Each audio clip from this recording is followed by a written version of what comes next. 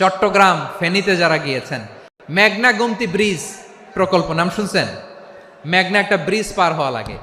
এই মেঘনা গোমতী, এখানে 3টা ব্রিজ কাঁচপুর সহ, এই 3টা ব্রিজের নির্মাণ কাজ, রেনোভেশনের কাজ দেয়া হয়েছিল জাপানের একটা কোম্পানিকে। কাকে? জাপানের কোম্পানি। নির্মাণ শেষে 738 কোটি টাকা বেঁচে গেছিল, এটা গভর্নমেন্টের হাতে দিয়ে তারা বিদায় নিয়েছে। কত টাকা?